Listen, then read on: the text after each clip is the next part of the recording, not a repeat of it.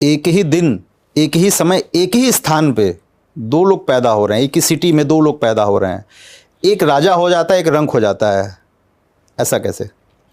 देखिए, दोनों का प्रारब्ध अलग अलग है।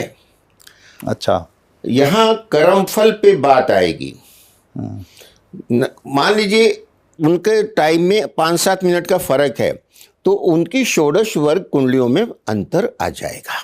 नहीं, यदि सेम टाइम है, 1 सेकंड का ही फर्क नहीं है, उनका प्रारब्ध अलग अलग है, उनके माता पिता अलग अलग हैं। यहां मैं आपको समझा दूं कि यहां जो आप कर्मफल भोग रहे हैं वो सिर्फ आपके अपने नहीं हैं, आपके पूर्वजों के भी कर्म फलों का फल आपको हिसाब किताब करना पड़ता है। उदाहरण देता हूं जो सबको पता है। भगवान श्री राम को राजपाट मिलना था, सबसे बड़े राजकुमार हैं, मिलेगा नियम के अनुसार। अब राजा दशरथ जब शिकार करने जाते थे, एक बार उन्होंने और शब्द भेदी बाण चलाते थे, अचूक होता था। एक बार उनको लगा कोई हिरन जो है पानी पी रहा है, और आवाज आई, उन्होंने शब्द भेदी बाण चलाया, कराहने की आवाज आई, वो मानव की थी। जाके देखा कोई मानव है, पूछा, वो श्रवण कुमार था, और अपने माता पिता, अंधे माता पिता को तीर्थ यात्रा करा रहा था, अपने कंधे पे बहंगी में ले जा रहा था। तो बहुत पछताए कि ये तो मेरे से बड़ी गलती। वो कुछ पानी का कलश भर रहा था, उससे गुड़गुड़ की जो आवाज़ है उनको लगा हिरन की है। अब वो श्रवण कुमार को उठा के उनके माता पिता के पास ले गए, सारी बात बताई, उनसे क्षमा मांगी, क्योंकि श्रवण कुमार नहीं बच पाए पूरी कोशिश करने के बाद भी।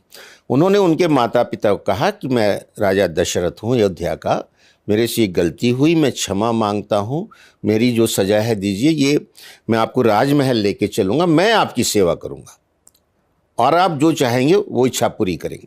लेकिन वो नहीं माने, उनके तड़प तड़प के जान दे दी और उसको श्राप दे दिया कि तू भी पुत्र वियोग में तड़प तड़प के मरेगा। अब इसमें राजा राम का क्या दोष था, मुझे ये बता दीजिए।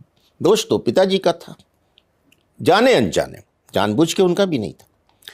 लेकिन श्राप जो लगा, ऐसी परिस्थितियां बनी, श्राप जो होता है ना सच्चे लोगों का, वो पीढ़ी दर पीढ़ी तक पीछा करता है, छोड़ता नहीं। इसमें डॉक्टर साहब ये नहीं, ये बात मेरी पूरी सुन लीजिए। हाँ। तो उसकी सजा किसको मिली? राम को मिली, उनको वनवास मिला, ये तड़प तड़प के मर गए।